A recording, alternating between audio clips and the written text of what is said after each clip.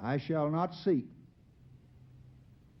and I will not accept the nomination of my party for another term as your president. So, my thanks to all of you, and now it's on to Chicago, and let's win there. Promised land. I may not get there with you, but I want you to know tonight that we as a people will get to the promised land. Welcome to today's Holly Boomy Show, a gorgeous day in July. Warm today. If you're in the United States, you're either sweltering or you're flooded out. What a summer this has been. Here in the western New York area, hasn't been the greatest year for a pool, a lot of rain.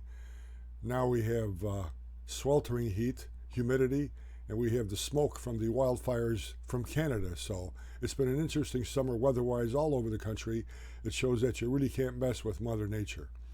As you noticed by the intros to this episode of the Howdy Boomy Show today, you saw President Lyndon B. Johnson announcing to the country that he is not going to run for President of the United States.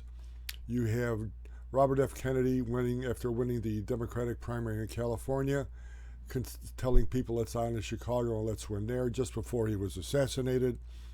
And you have a clip of Martin Luther King, his last speech, the night before he was assassinated in Memphis, Tennessee.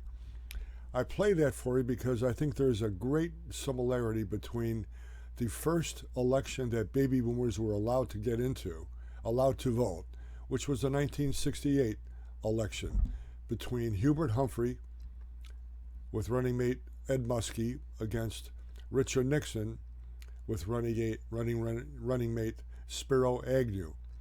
Now, Lyndon Johnson, I guess, was figuring he was going to be president no matter what. But up came an upstart congressman, Eugene McCarthy, who was anti-war, anti-Vietnam. And that was ripping this country apart. And he got into the Democratic primaries early. And in the New Hampshire primary, he pulled a 40% vote, over 40% in the Democratic primary against President Johnson. That is unheard of for a sitting president. And I think that made Lyndon Johnson sort of wake up and say, wait a minute, things aren't going too well here. I think what I'm going to do is just take care of the business at hand, fold my tent, let Hubert Humphrey run on the ticket. I'll do the best I can ending this war in Vietnam, trying to help him get elected, but I'm not going to get reelected with these poll numbers. Now, looking at those poll numbers and looking what's going on now, you see back then, Robert F. Kennedy, they were urging him to run, but he didn't want to get in, run against Lyndon Johnson. Then he saw that the upstart, Eugene McCarthy, pulled 40%.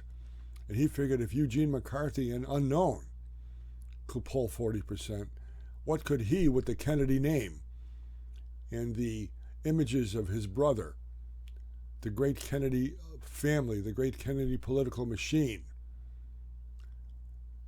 how would that affect his campaign? He would be steamrolling towards the Democratic convention in Chicago. So he decided to enter the race.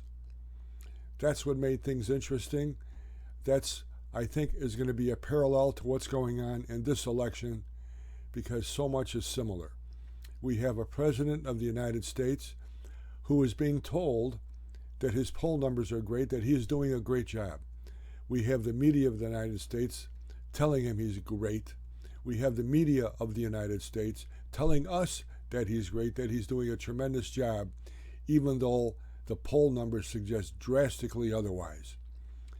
We have no idea who's running this country. I suspect that Susan Rice is his chief advisor, which is basically Barack Obama. But you can tell that he is not fully cognizant of what's going on. You take a look at our country now, the inflation is terrible.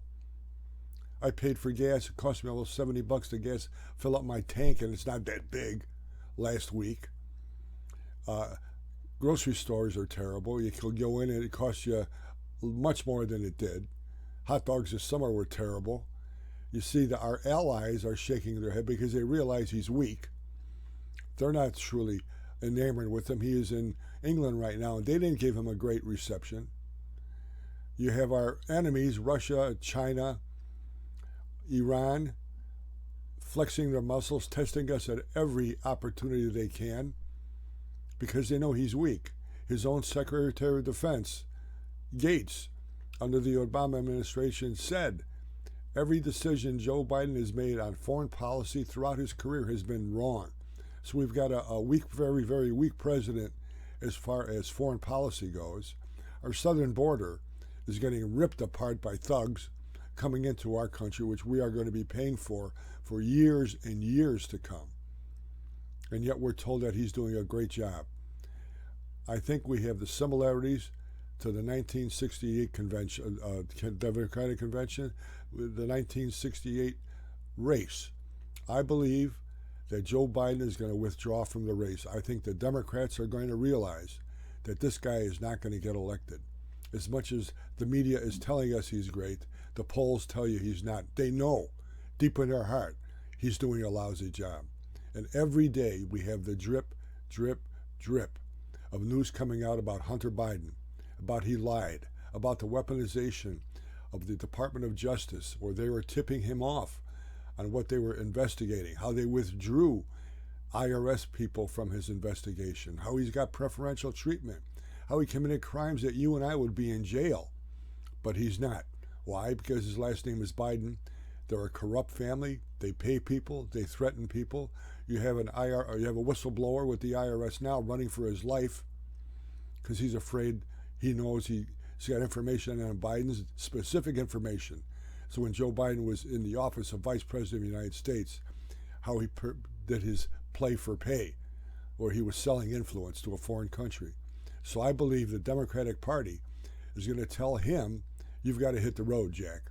Now, he's going to announce it, and God knows if he knows that he's announcing his own resignation, his own withdrawal from the Democratic primaries, but I believe it's going to happen. You're going to see quite a different campaign going on.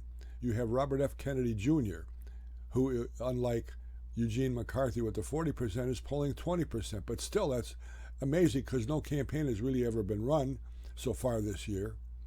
If he really gears up with the Kennedy name and the Kennedy, what's left of the Kennedy machine, it's going to be interesting because the debates are going to be very limited because Joe can't put together 20 sentences in a one sitting period that make any sense. So they're going to restrict the amount of debates, but Robert F. Kennedy Jr. is going to make some sense. And in the wings is this gentleman from California, Gavin Newsom, who I don't think could run an outhouse, but he figures at least I could take the state of California. He's very, very articulate. He's a good-looking guy. And you got Joe, who's wandering around saying, God save the Queen in America. God knows what he's saying over in England. But I think you're going to find out that Joe Biden is going to withdraw as Democratic nominee for the presidency of the United States in 2024. And we're going to have some kind of election. It's going to be interesting. The drip, drip, drip of the Hunter Biden. The press finally coming around slowly, very, very slowly, seeing the weaponization and the lies and the corruption of the Biden family. But they're still going to try to get Donald Trump put in jail. That's their aim because he's too strong for them. God knows what's going to happen. Make sure you vote. That's how we take the country back. We're going to make this country great again.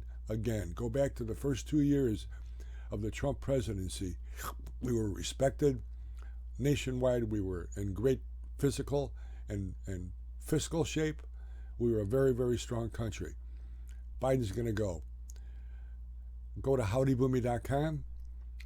See a poster that depicts the 60s, and some of the information that we had now is on that poster. A great gift. The videos. Watch the Howdy Boomy Show on the YouTube channel, the Howdy Boomy channel. God bless you. God bless America. Have a great day. I'll see you tomorrow.